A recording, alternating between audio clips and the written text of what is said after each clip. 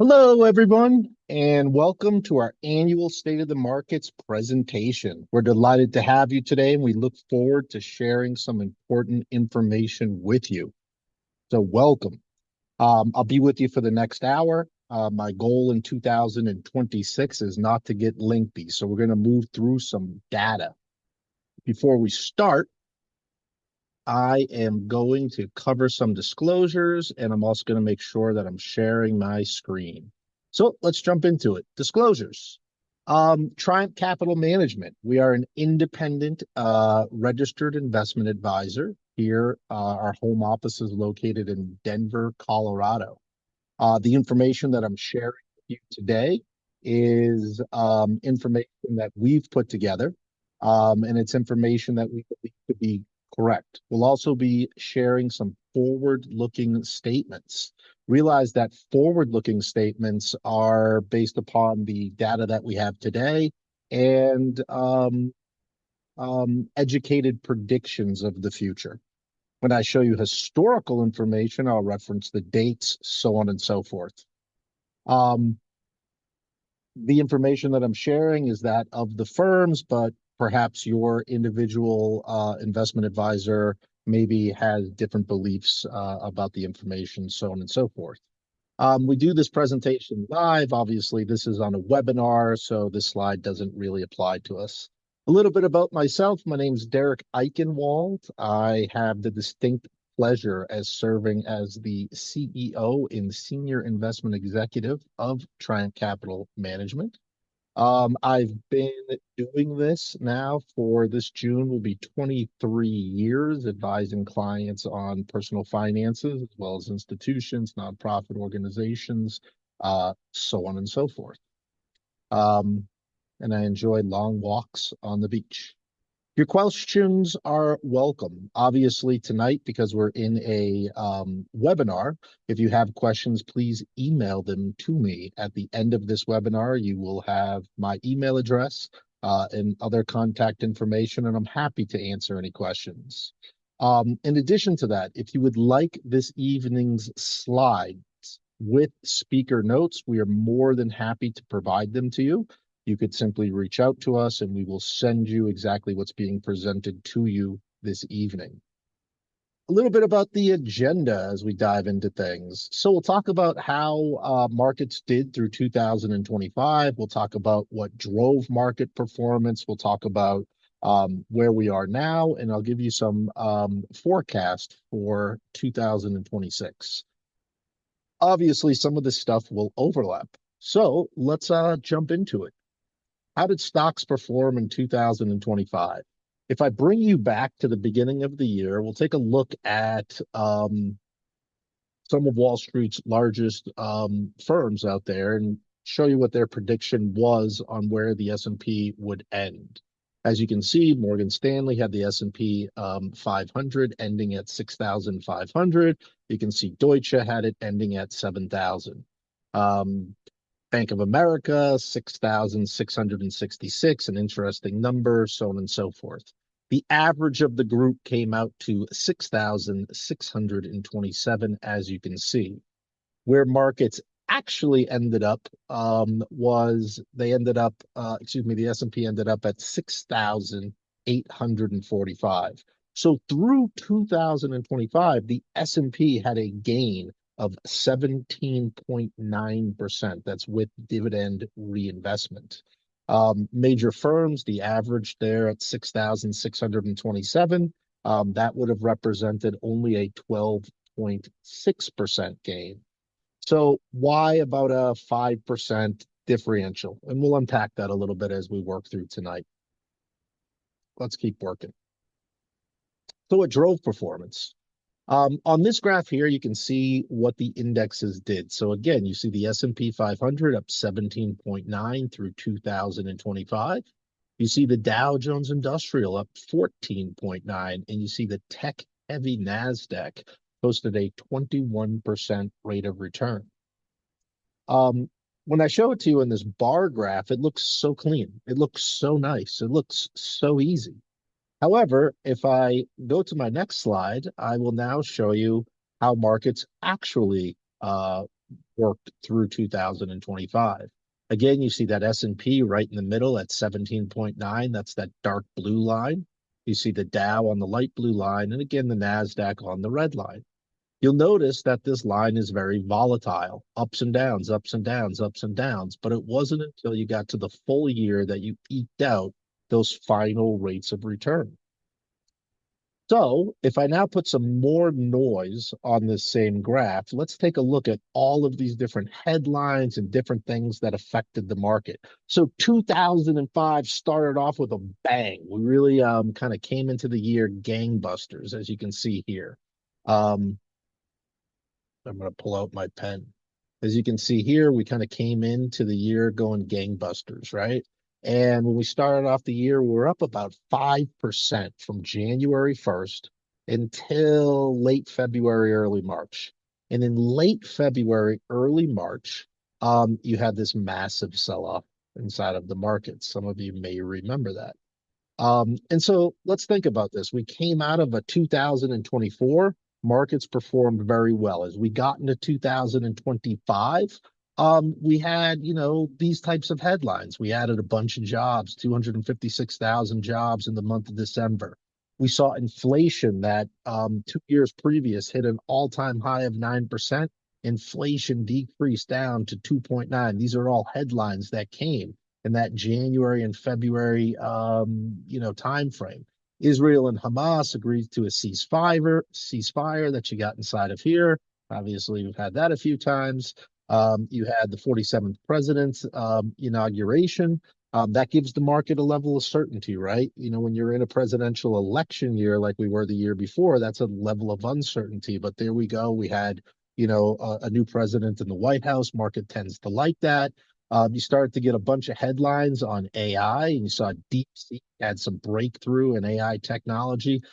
Point being is you had this gangbusters first 2 months, and again, we were up about 5%. The year was starting off to a bang.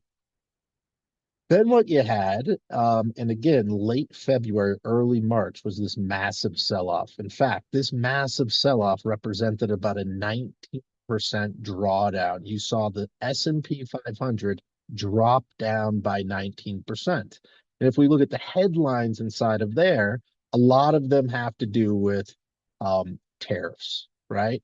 And think about it. When you're running a business, if all of a sudden they say to you, hey, you're rent this particular space, so on and so forth, it's $5,000 a month, just kidding, it's 25 grand a month, just kidding, it's 15, blah, blah, blah, blah, blah, and that's all over the place. What is the market like? The market likes certainty. At the same time, what you had was you had companies who were reporting earnings, and even though earnings look good, when companies go to report earnings, they also give guidance. And when they give guidance, they say, hey, over the next 3 months, here's the amount of money that we expect to make. Now, that's very important. We'll unpack one of the reasons why. But of course, the guidance that we were getting out of companies in here was, hey, we did really well throughout the quarter. However, for the next 3 months, we have no idea where we're going to be. And a lot of that, again, had to do with the whole discussion around tariffs. Well, you got to April 7th, and by April 7th, as I mentioned, there was a drawdown in the S&P of about 19%. And that looked very scary for a lot of folks. For those of you who are clients on the call, we chatted with all of you a lot about this, and we did a lot of these presentations during the tariffs. And what we kind of said was, we said, hey, we think this is in large part a negotiating strategy, for those of you who remember that. We think in large part deals will get done. And we also think in large part this is a lot of headline risk, meaning a lot of these tariffs that are being presented in the headlines won't come to fruition, or deals will be made. And sure enough, we got to about April 9th, and as we worked through the month of April, what happened? You started to get a lot of positive deals getting done in the tariffs. So you're starting to get the tariff discussion, the Trump administration backing off of it. And so you had this steep decline of 19% come all the way back, and it took 2 months for us to get all the way back. And then, of course, there's a whole bunch of other headlines. But as I mentioned, we ended the year up just about 17.9%. Let's keep working here. And let's go to the next slide.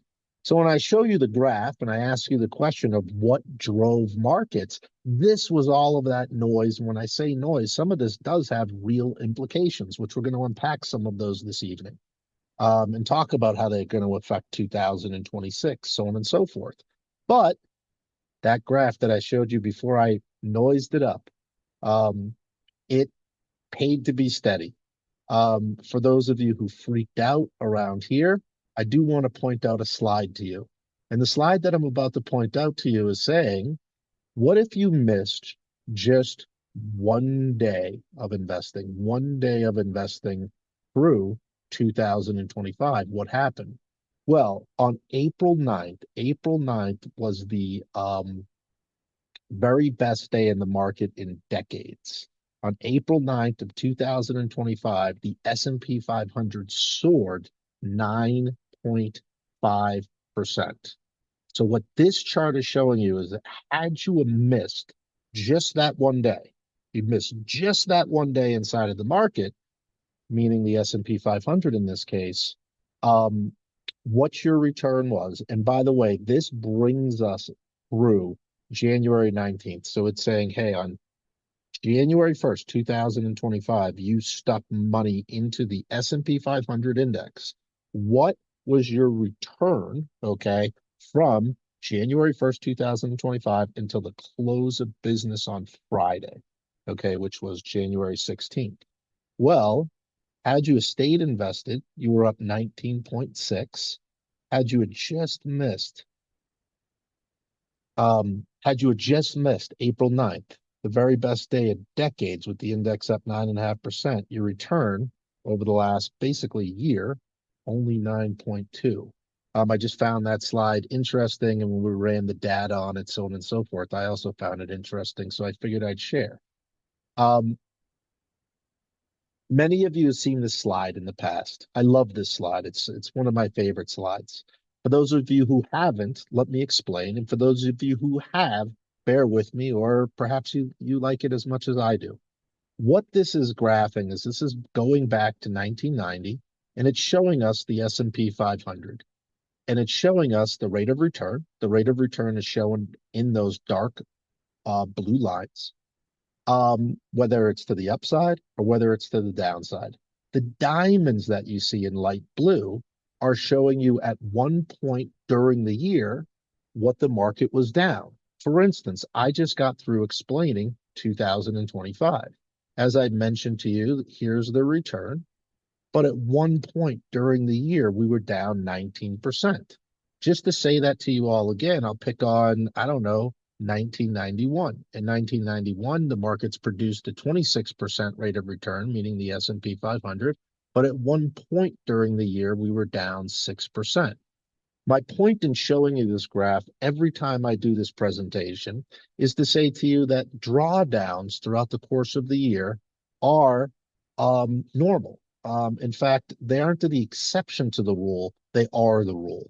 Every single year, back, I could bring this chart back to 1950, but you see drawdowns, and often drawdowns of significant size, just to see the market post very nice returns. And is it a guessing game? No, I'm going to unpack where some of that guessing game isn't present. That being said, so far this year, with the exception of today, the data that I'm showing you right now is as of Friday's close of business. I will discuss today's market. We had a major sell-off today, and it actually will be some echoing of what we saw in 2025. So I will unpack that. But as of the close of business on Friday, so far this year, at one point we were down 1%, as you can see with the diamond. And you'll see where the markets are as we get into 2026. Next on this slide, what I want to point out to you here is this graph is showing us the amount of 5% or more pullbacks that we've had since 1990 in the markets. In other words, the market's falling 5% or more. So in 2025, as you all know, the S&P with the reinvestment of dividends was up 17.9. Without it, it was up about 16. But during the course of the year, we had two times that the market fell by 5% or more. I just showed you an extreme example, at one point down 19. As we went up, we did have another 5% or more pullback. If I go back to 2024, also a very good year in the market. The S&P 500 in 2024 with the reinvestment of dividends was up 23%. However, in 2024, we had two 5% or more pullbacks. So you know where I'm headed. Look at 2023. 2023, also a very good year inside of the S&P 500 with the index being up 24%. However, we had two or more 5% pullbacks. My point again in showing you this, it goes back to exactly what we were looking at with the diamonds, is that, well, short-term pullbacks can be unsettling. Recognize that they occur regularly, and it should help you maintain somewhat of a long-term perspective when looking at your investments, especially if we're looking at it in light of other data. So, of course, I'll come back to this chart and I'll say, here we are in 2025, 17.9 on the S&P, 14.9 on the Dow, 21.1 on the NASDAQ. And that graph just makes everything look so hunky-dory. But remember, there was turbulence along the way. But why did we have such great performance? Why did we have such great performance during 2025? Well, let's unpack that, because I think a lot of this is going to flush into 2026. First thing is earnings. At the end of the day, all of those headlines that I showed you, and if I talk about economic indicators, which we'll get into a little bit this evening, regardless of that stuff, if you erase all of that off of the chalkboard, at the end of the day, remember, corporate earnings are the mother's milk of stock price. Think about it like this. I ask folks all the time if they watch Shark Tank, and a lot of times people will say, yes, they do. And if you don't watch Shark Tank, it's okay. But if you think about it, what happens in the production of Shark Tank is you have entrepreneurs that come up and they say, hey, I have this business, and my business makes this particular widget. And they tell the sharks or the investors all about the widget that they make. Inevitably, within that 2 to 3 minute pitch, if you will, the sharks say, tell us about how much money you're making. And the reason why they want to know how much money they're making, they're not interested in what's going on in Iran. They're not interested in what's going on with Greenland or Venezuela. They say, how much money are you making? What do your sales look like? Because at the end of the day, the way that you value a company is you value a company based upon their earnings. Privately held companies, so like small businesses, so on and so forth. If you look at those types of companies, they sell, that company were to sell at around 3 to 5 times earnings. In other words, at the top line, that business makes $1 million. They then have $900,000 of expenses between rent and paying employees and what have you, and they're left with a bottom line of 100,000. I'm making this very simple, but if that company were to go sell, on average, it would sell for someplace around 300 to 500,000. The owner of that business would receive a check for 300 to 500,000 by the buyer for the right to ring the register for the next 30 years. When it comes to publicly traded companies, those in the S&P 500 as well as the other indexes, it works exactly the same way, except for publicly traded companies, on average, get a 16.5 times earnings. A 16.5 times earnings. Everything held equal, that same business, if publicly traded, would get a $1,650,000 valuation, 16.5 times that bottom line earnings. Very quickly, why does that publicly traded company get a 16.5 times earning, where a privately held company only gets someplace between a 3 to a 5? And the answer to that 12% delta, is what's referred to as the liquidity premium. In other words, if you and I always use this, own an ice cream store, okay, privately, it's not publicly traded. And tonight in the newspaper, it comes out that ice cream causes cancer. Well, all of a sudden, people are going to stop lining up outside of our door. Therefore, our bottom line arguably should go down, right? And if you own that business privately, you can't just hit a button and sell it. Versus if you own Nestle stock with a button, you're out of the business. So publicly traded companies that have liquidity, get that higher earnings. But what drove 2025 was earnings. We'll talk a bit about that.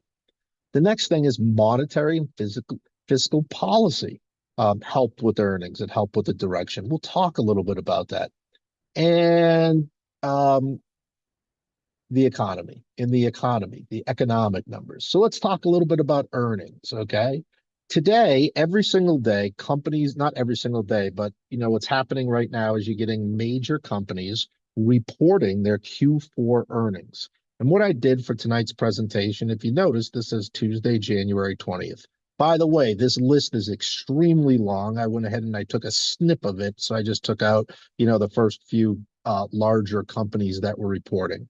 And whether they were reporting before the bell is indicated with AMs or after the bell. And who reported today was Netflix, 3M, US Bank Corp, DR Horton, and a host of other ones. That being said, okay, it's about every single day that you have a long list of companies that come out and report their earnings. Publicly traded companies are required to report their earnings every single quarter. And the reason why they're required to report their earnings every single quarter is so that investors, you and I, can make a decision of if we want to own the company or not, if we want to own the company or not. And it also gives the marketplace an idea of what the fair value of that company is. After all, what the stock market is you're owning a company, no different than that little private ice cream store that I just described. However, you just own a company that's publicly traded. There's a whole bunch of other people that own it. So all the market's doing every single day is it's trying to figure out what's the fair value of that company. Anyways, Netflix came out today. Netflix beat on revenue. Netflix brought in about 12.5 billion in the fourth quarter of 2025 versus estimates of only 11.9 billion. So they beat. 3M beat. Bancorp beat their earnings. Okay. Um, and United Airlines also beat their earnings. So what did I say? United Airlines, so on and so forth. So I just listed four of those companies which all beat their earnings, and I just pulled those four. The other ones I didn't even take a look at. I knew what they did, but all four. What you had during 2025 is right? You had fourth quarter earnings come in during January and February and a little bit into March of the first quarter of 2025. And then you had, the first quarter earnings came in during the second quarter, so on and so forth. And what you had happen with earnings inside of the S&P 500 was you had about 78% of companies throughout the year, if you average all 500 of them, were beating their earnings. And that adds to an increasing value of the stock market because when you beat earnings, your value of your business goes up. Back to that example I gave you, 1 million top line, 100,000, bottom line. Well, now let's just pretend that bottom line's 200 grand versus 100 grand. Well, instead of my company being worth 300 to 500,000, it's now worth 600 to 1.2 million. And so that's why earnings matter. And that's the mother's milk of what drives stock prices. And you can see what I'm saying, regardless of what's going on in Venezuela, regardless of what's going on in the headline news, regardless of what's going on with unemployment, regardless of what's going on with inflation, the rubber meets the road. Did the company work through those issues, whatever they may be, and what were their earnings? In addition, companies give guidance and they say, hey, here's what we expect to earn. So that's why I refer to it as the mother's milk. If I look at the expected earnings growth by sector, if I look at the expected earnings growth by sector over the next 12 months, this unpacks for you the 11 segments of the S&P 500. As you all know, the S&P 500 is made up of 11 sectors: tech, materials, industrials, financials, staples, healthcare, real estate, energy, so on and so forth. And of course, here's the S&P sitting right in the middle. And the S&P is expected to, on average, those companies are expected to see earnings growth of 14.6% over the next 12 months. And the earnings season so far has been very good for companies that have reported. That's why I gave you that last slide. and I picked four of the companies, which all beat. And we expect them to continue to beat. And some of the reasons why we expect them to continue to beat, I will share with you. But let's keep going here. Monetary and fiscal policy. So what in the world is that? This is the Federal Reserve, and the Federal Reserve controls interest rates. As you know, you look at maybe you have kids today, you've looked at moving and you go, geez, if I go and take on a new 30-year mortgage, I'm going to be paying 6%. And right now I'm only paying 2%, so on and so forth. So let me unpack this for you. Through 2003 until late 2004, okay, you had the federal funds rate at 5.5%. Okay, 5.5%. Remember, this is what happened during COVID. The federal funds rate came all the way down to 0.25. Money was like free. For those of you who refinanced or bought a house during that time, you have very low rates. And then the Federal Reserve cranked up interest rates all the way to 5.55. That was through 2003 until late 2004. Then what happened? September of 2024, we got our first rate cut, and it was a big one. It was a 50 basis point rate cut, 0.50. So it brought that federal funds rate from 5.5 down to 5%.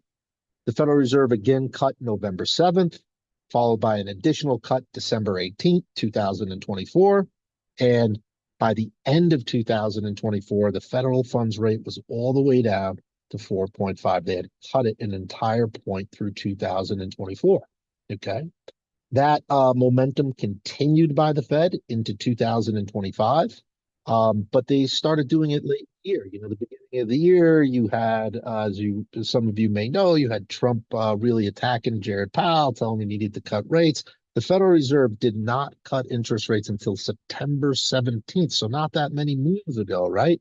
So September 17th, they made their first interest rate cut at 25, bringing the 4.5 rate down to 4.25. That was followed by an October 29th cut, followed by a December 10th, 2005 cut.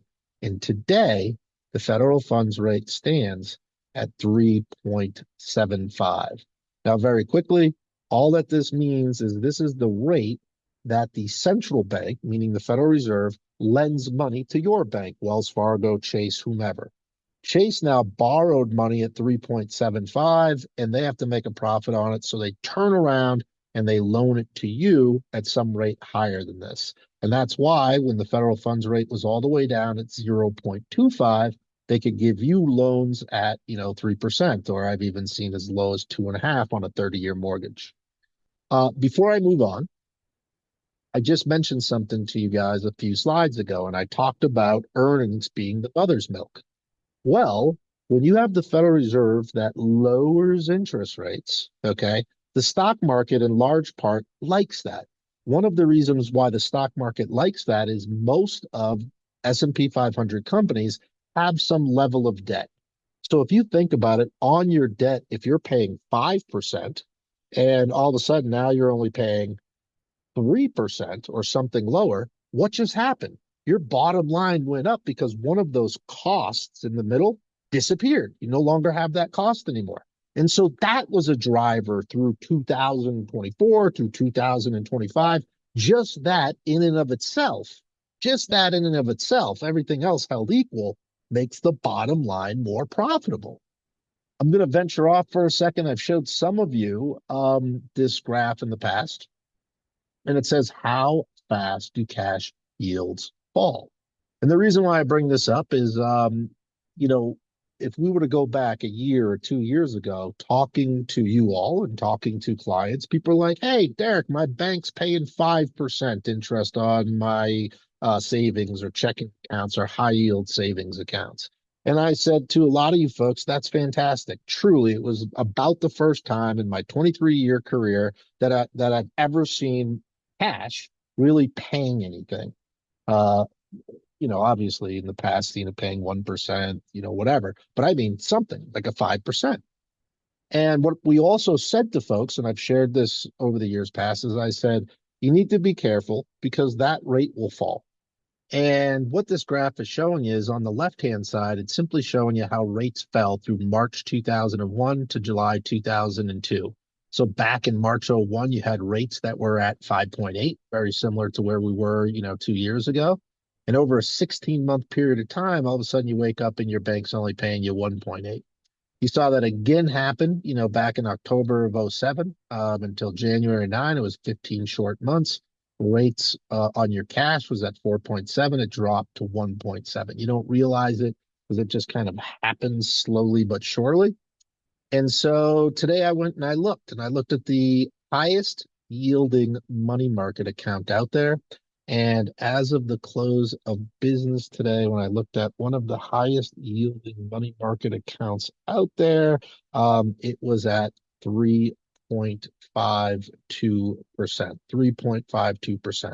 So for those of you who still believe that you're earning something like 5% or a high four at the bank, have a look. You are probably not. I would be extremely surprised if you are.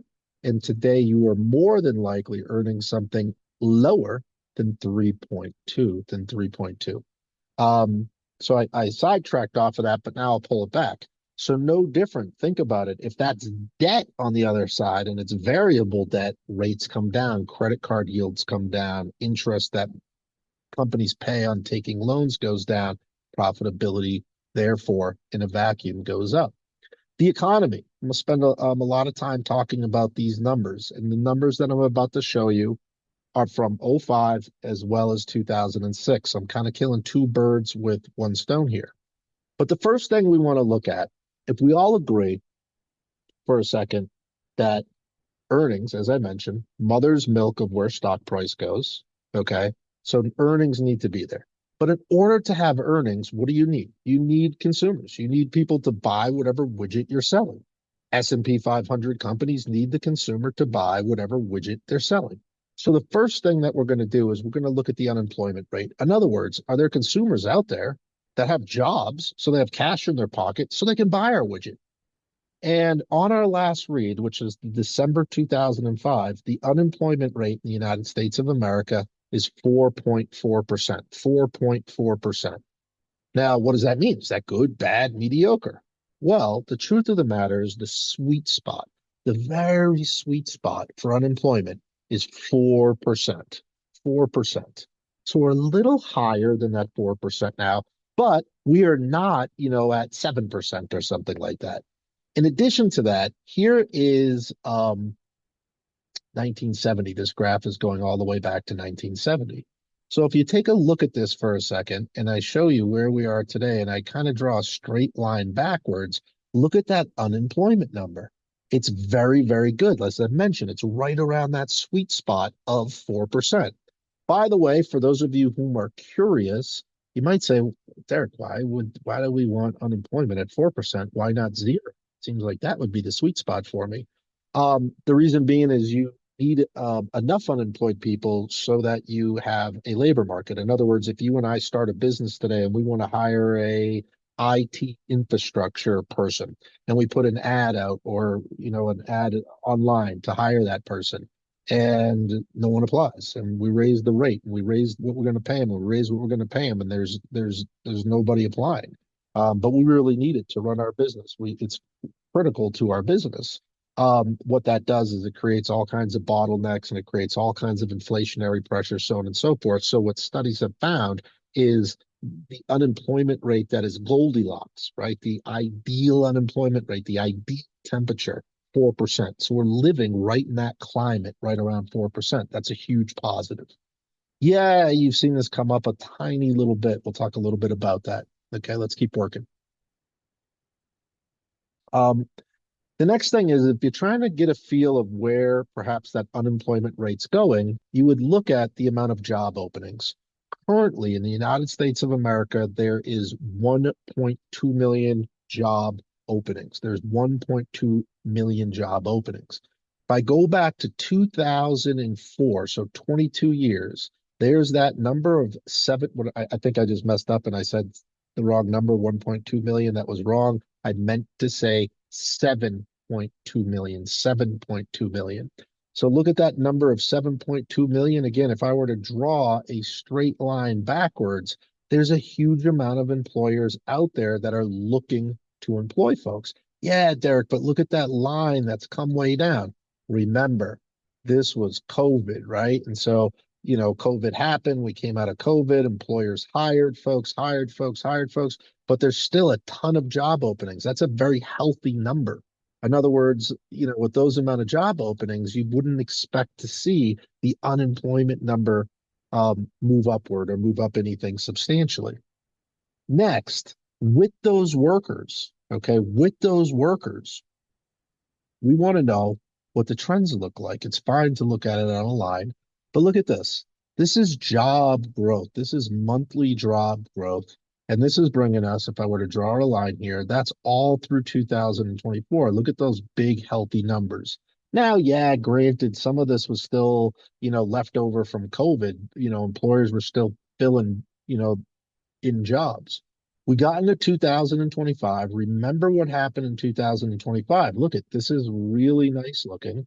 And then we got to around April. And look at what happened in April. You started to see those job numbers fall right off. Okay. And one of the reasons why you started to see those fall off is companies were going, oh my God, what's going to go on with tariffs? We don't want to hire or, blah, blah, blah, blah, blah. That being said, as we've kind of put that stuff behind us, we've had two somewhat healthy months of job growth. But let's face it, right? These first 4 months of 25 look great. And since that time, the rest of 2025, as far as the job numbers, just hasn't looked that wonderful. And that's why you see things in the headlines as far as the labor market softening, so on and so forth. There's a whole bunch more reasons for this, but in the essence of time, I need to move on. I give you the visual for now.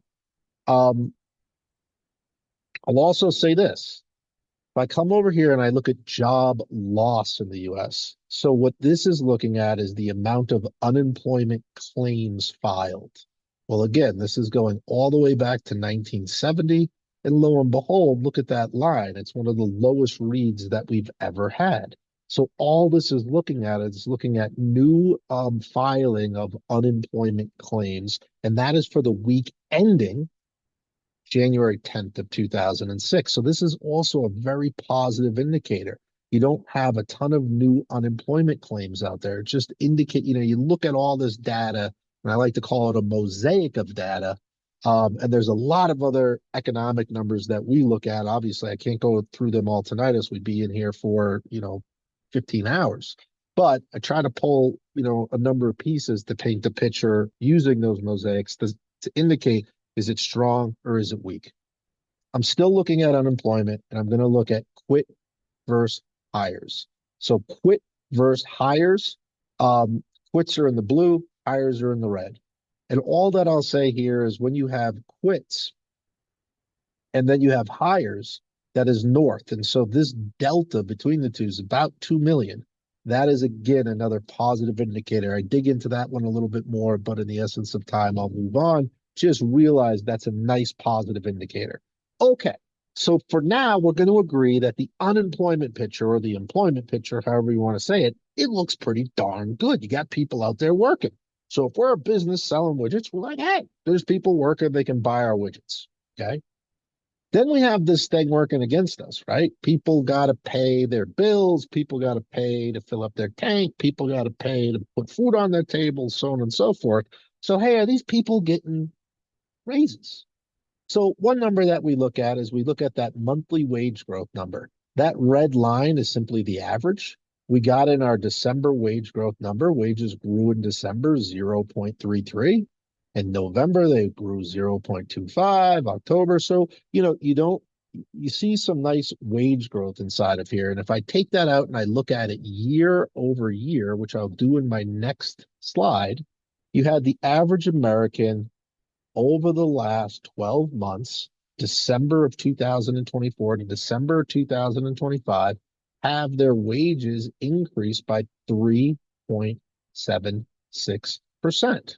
So everything else held equal, if last year we sold X amount of widgets and all of a sudden our consumers got a raise of income of close to 4%, Could we expect to sell at least the same amount of widgets next year? Or could we expect to sell a little bit more widgets because people have a little bit more money in their pocket?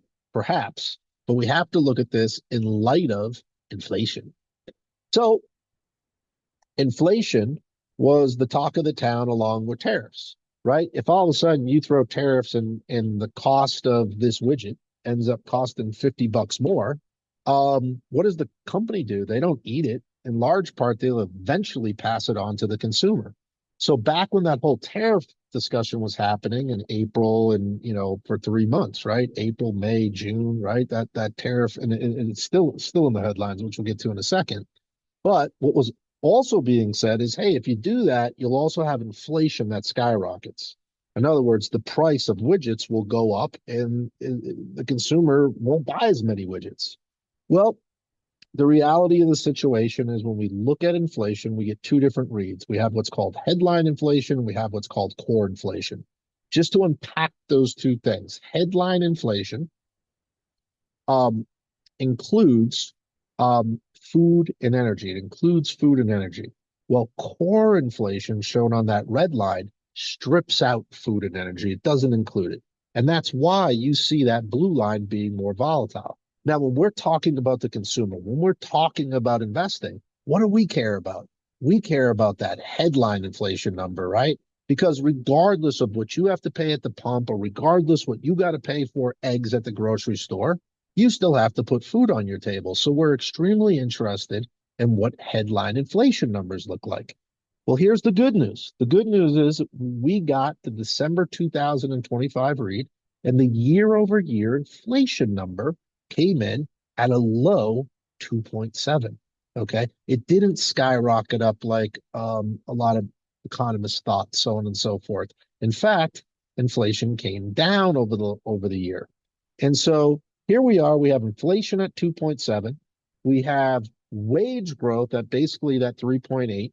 The average American, on average, put a raise in their pocket of 1.6%.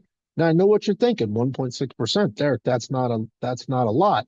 But my point being is this: let's bring it back to a company. Company sells widgets.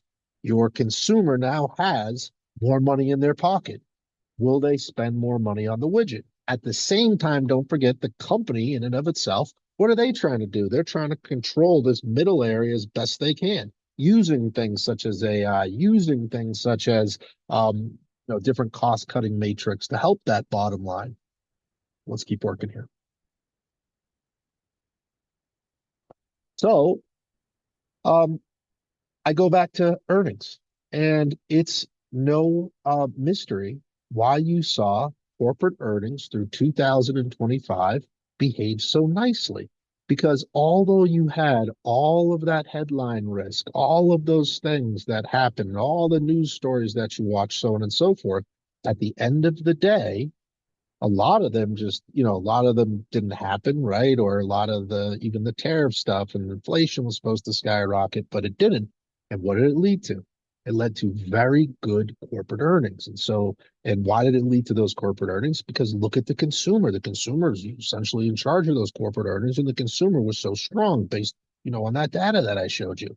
As were corporate earnings, and as we can see here, Q4 2025, the data that we're getting today, the example that I gave you earlier, with those four companies all beating. And that ends up showing up in GDP. And so this chart is showing GDP. And in fact, we just got the third quarter results, 2025, which you can see right here. Okay. And that was the largest GDP beat in the last 20 years. We posted a big GDP number for the third quarter 2025. And where's that GDP number comes from, the gross domestic product? It's the dollar value of all the final goods and services produced in the country over a specific period of time. And we had Q1 that was bad, as everybody knew, but look at those Q2 and Q3 numbers. And Q4 is expected to come in someplace around 2 to 2.2, which is really, if you look at it, also a very big number. And that's where, when I say the rubber of the roads, earnings, and, all these headlines, I'm not saying you don't pay attention to the headlines. I'm just saying at the end of the day, they're headlines.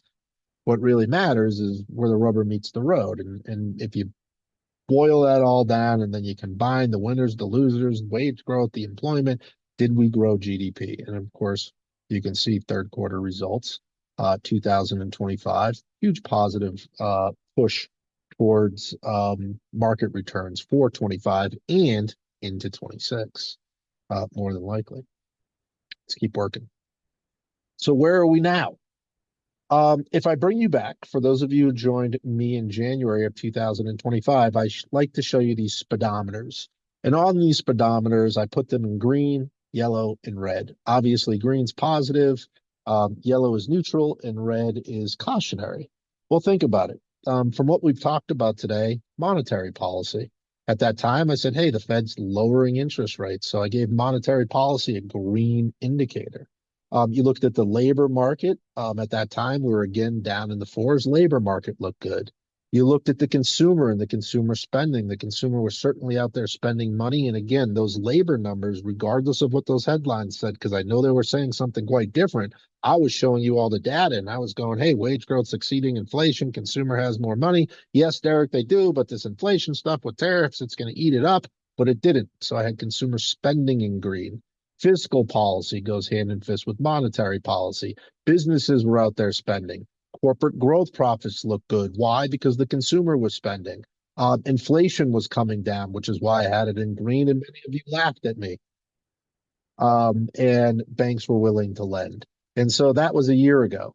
Where do I put those speedometers today? Let's take a look at it. When I look at those speedometers today, I already have some circles in there, so on and so forth, but I'll circle out some more. Look at the ones that I'm circling. So again, monetary policy in the green. Yield curve, that's the yield curve I didn't unpack in today's meeting, but the yield curve looks positive. Interest rates coming down should lead to value of homes increasing, should lead to home sales, fiscal policy, monetary policy, one and the same looks very good. Corporate profit growth. Why? Because the consumer, you see the consumer right here. I kind of have them in neutral, but that is very quickly going to the green. In fact, I had it green. I went back to red. I went back to yellow, and I'm going to say right now that that'll be green by tomorrow. The price of energy is coming down, which is obviously a good thing for consumer spending because the consumer has more money in their pocket when energy prices come down. And you look at banks. Banks are still willing to lend. Obviously, you see the stuff that's in the yellow, but kind of circled, the green things that really drive the market. And in yellow, you see things like the political environment. I don't think that's ever thought in the yellow. At least it hasn't been over the last decade. The consumer sentiment. Consumer sentiment, we didn't talk about this evening, but some of you are familiar with it. Consumers are like, right. There's reasons for this, but I'll move on. Okay. Um, but when I show this to you, this is where markets ended as of the close of business Friday. The S&P 500 was up 1.4% for the year. The Dow was up 2.7, and the tech heavy NASDAQ was up only 1.2. Very interesting as we came into 2026, what you saw what was leading the market in 25, which was the tech companies and communication companies, a big reversal. And you started to see companies like industrials. In fact, as of the close of business on Friday, industrials were up 7.6, materials were up 7.3, energy was up 6.8. Again, the S&P in total was only up 1.4, but of course that's because last year's leaders were tech, communication services, as I mentioned, in financials. Look at their returns for the year. Not to mention, as you know, many people believe that the S&P 500 is equally weighted. In other words, an equal amount in industrials as an equal amount in financials. Nothing can be further from the truth. Tech and communication services represent damn near close to 50% of the sector valuation of the S&P 500. All of that being said, one thing I was going to say is here we are. And again, these were the returns as of the close of business on Friday. That being said, I said I'd mention something later in the presentation, and I'd talk about a little bit of 2025 repeating itself.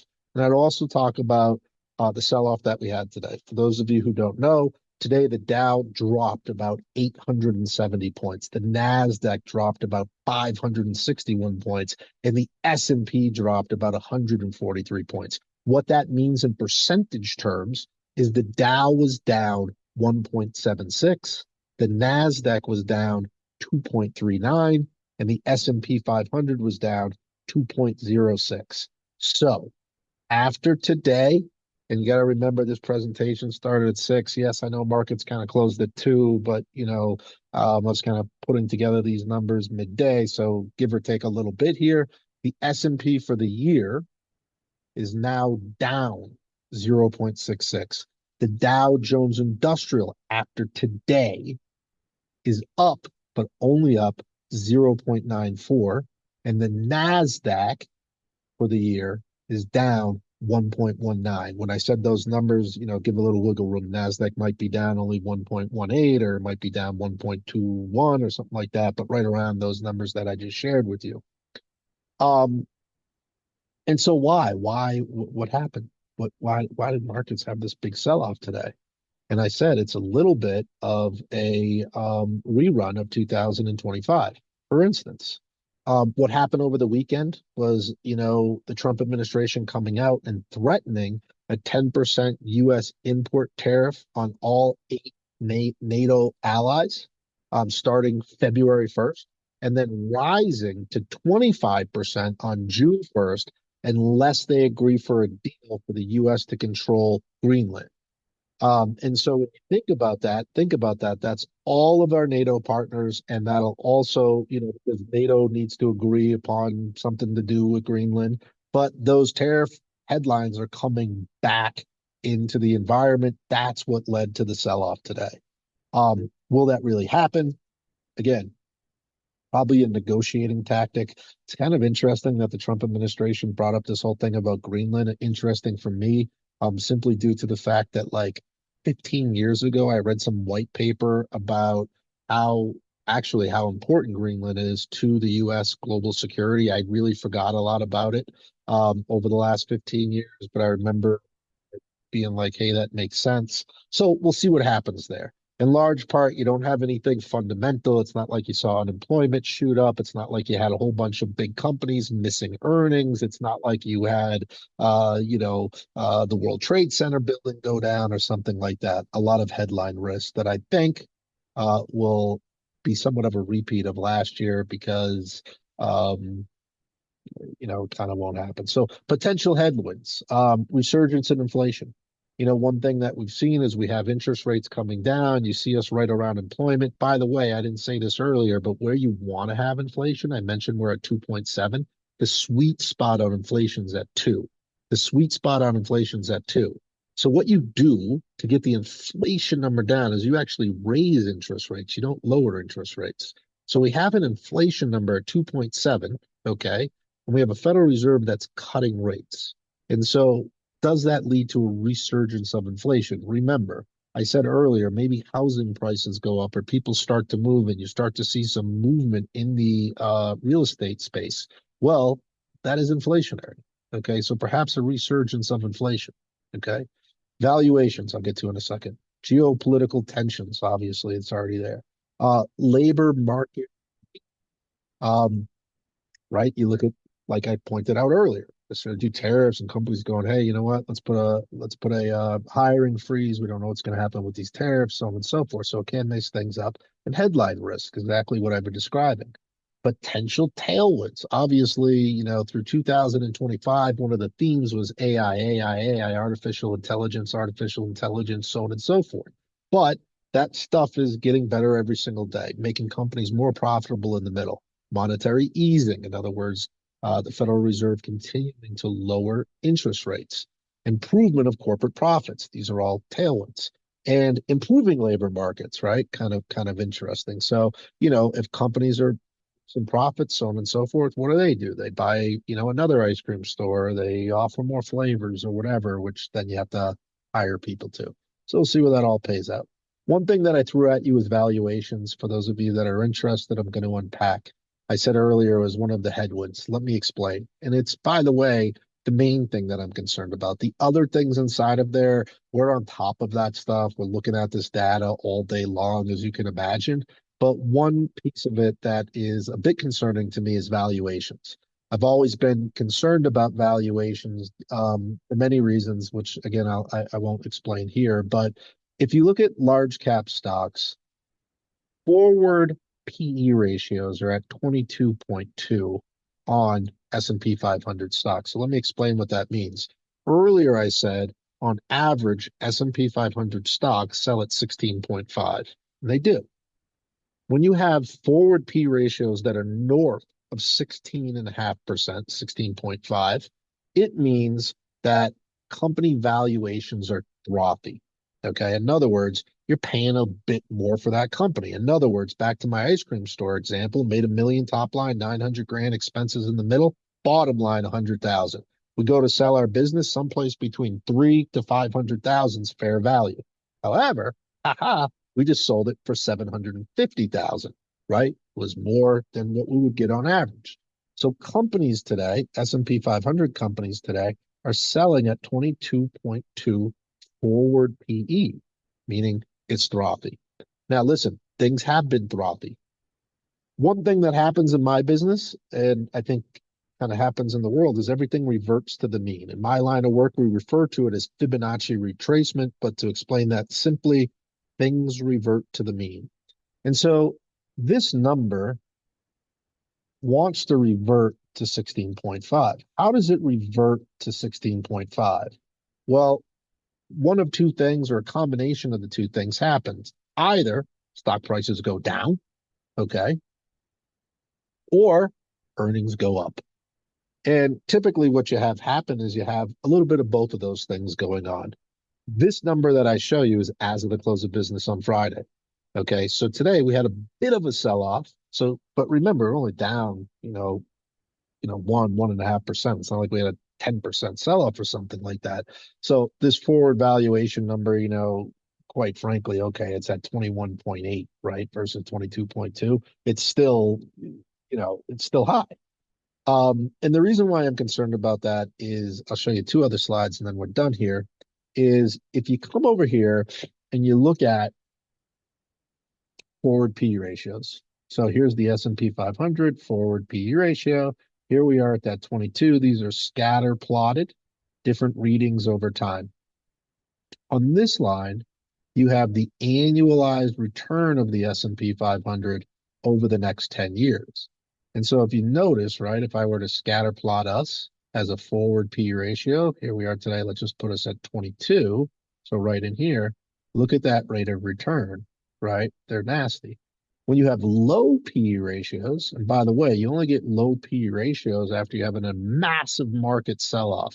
So, right, that business that we had was worth 300 to 500 grand, but for some reason we were able to buy it for only 75,000. Look at those rates of return that you have 10-year annualized return, 18, 16, 14% annualized, meaning you earn that each year on average. And so it's no different than saying buy low, sell high. All of that said, I will show you one chart to ease your fears. Even though that's where we're plotting today, does that mean sell, sell, sell?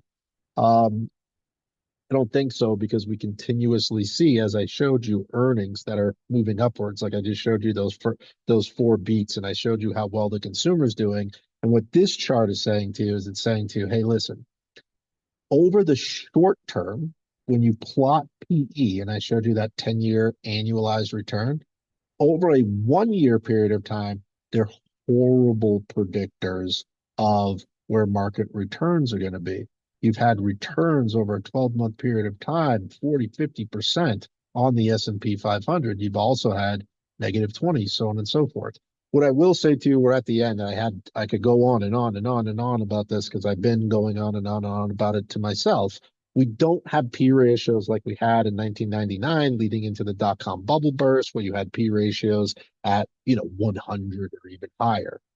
Yes, they are frothy, but by the way, they've been frothy over the last 3 years, and earnings have just continued to beat and beat and beat, and it has brought it down. So kind of adjusting. And we're very much inside of that camp that that'll continue to happen. Why? Because we're looking at the labor market and saying, what's the consumer going to do? And we think oil will continue to come down, and oil is a big driver. So for 2016, we think we'll actually see a return of someplace around 16% on the S&P once all said and done. Of course, we will have chop. In other words, we'll probably have 5% or more pullbacks that happen through 2026. Today may be the start of one of those, just like we had in 2025. I hope not. I hope they kind of figure something out. Remember, there's a value in discipline. I won't spend time unpacking this chart because obviously we're at the end here. Steps for you to take. Keep us informed of your life changes. Tell us about your investment concerns. We'll talk with you about them. Make sure your essential documents are up to date. Make sure that we're in touch with each other. We know if you change jobs, if you got a raise or a decline in income, and if you have added family members and all those great things. What we'll do is we will keep you informed through regular communication. We'll manage your investments accordingly. Yeah, we do a whole bunch of stuff tactically, options, that kind of stuff around volatility like this. And as you can see, we're always on top of the economic factors, and we adjust your portfolio accordingly. Anyhow, as I mentioned earlier, if you'd like these slides, if you have questions, feel free to reach out. This is Triumph Capital Management. That is our URL. This is where we're located. Email address. This says info@triumphcapitalmanagement.com. If you email there, I will get it, or a member of the staff will. If you'd like to email me directly, this is my email and my direct line. You can also book appointments and that type of thing at triumphcapitalmanagement.com. And again, thank you all for spending time with me. We are right at the hour mark, so I'm very happy about that because I have met my goal thus far for 2026.